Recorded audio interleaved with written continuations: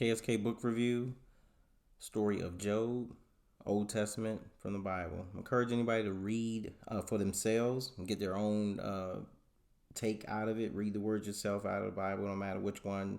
I got mine out of King James, Good News, Study Bible, and some other sources. But to dive right into it with Job is going to be, I'm just going to tell you my version of it. It's pretty much it. And I'm just going to keep it plain and simple.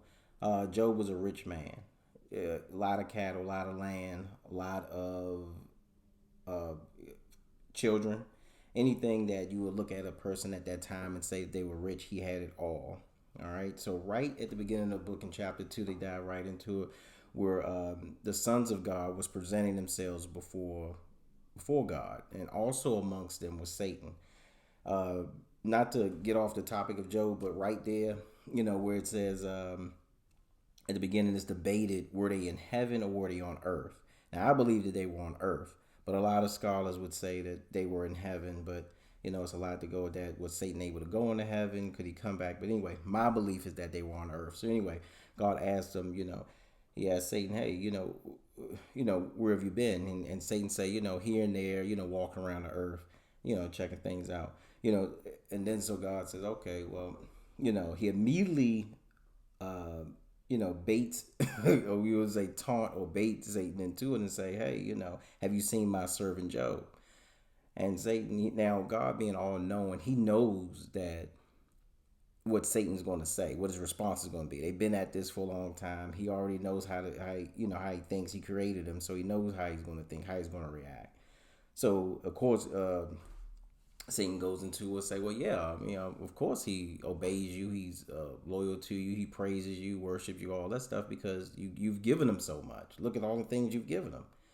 They do a few rounds, and then eventually, God says them, hey, okay, well, no, he really serves me. He's really a God fearing man. He really loves me. All this kind of stuff. So anyway, so Satan says, all right, well, if he really loves you, why don't we put him to the test? Basically, why don't we take away some things? God allows these things to be taken away from Job. Now, again, this is one of those very controversial books that actually push a lot of people into atheism. I know this.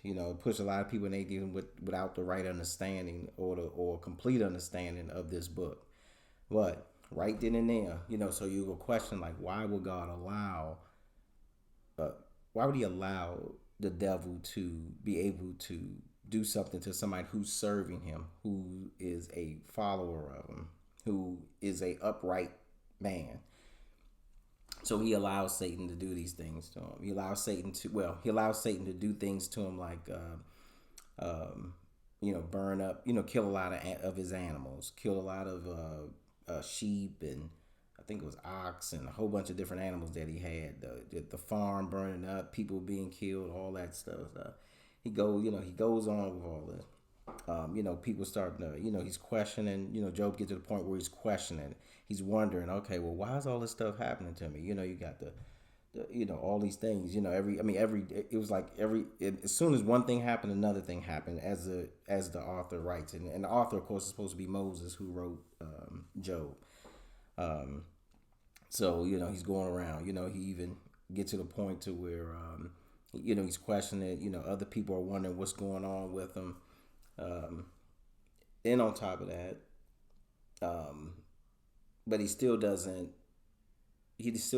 curse God.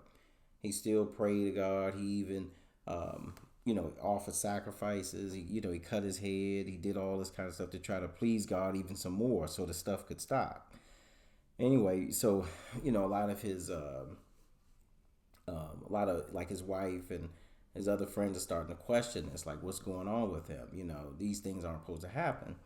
So, but Job still hasn't, said anything negative about God. He still praises him. He still worships him. He still prays that, he's still going on about his normal routine as far as praying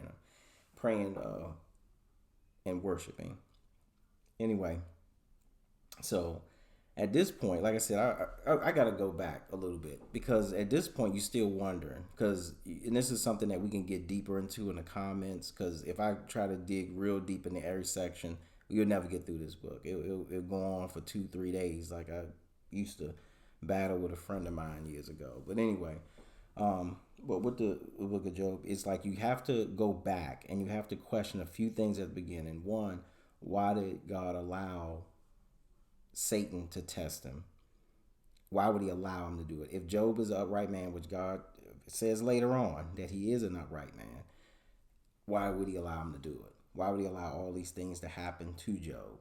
Like I said, so this right here is just going to be just the part one of it, and I'm gonna go into it. I'm gonna run through this, but I don't want to tie everybody up. But let me go a little bit. Let me go a little bit further.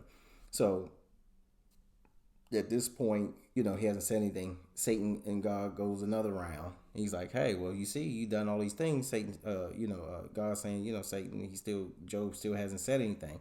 And then Satan goes, well, he hasn't cursed you with his lips, meaning that he actually feels it a certain way, but he actually haven't cursed you vocally with his lips and said it out, but he feels it in his heart. He said, okay, well, why do you feel? How are we going to, basically, how are we going to get him how can I prove it? He said, okay, well, you know what? Let me do some more. Satan's like, let me do some more things to him to really show you. God said, all right, you can do whatever you want to do, but you just can't kill him. So now Satan pours it on.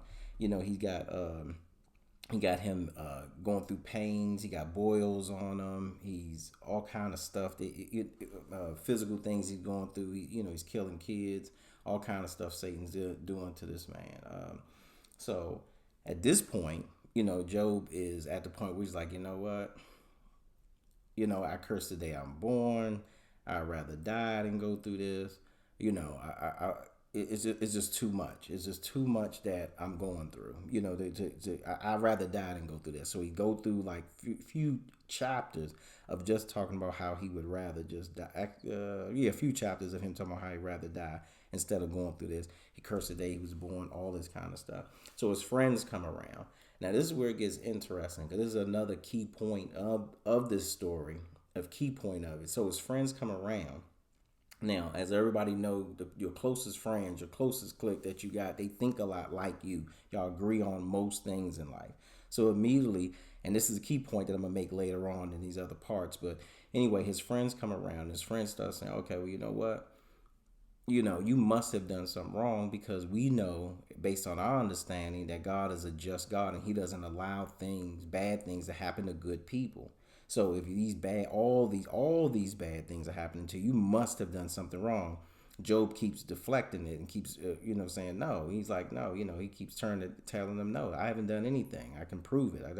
They keep saying, no, well, I mean, this happened, that happened, this happened. Like, come on, dude, you did something, So he's going back and forth. But again, I'm gonna stop right there. I'm gonna pick up right where the friends are. But that's another key point to this whole mystery of Job and unraveling this whole book or whatever is how the friends looked at him based on the fact that if these bad things are happening to you, Job, then it must be something you're doing. So, but anyway, I'm gonna pick up in part 2.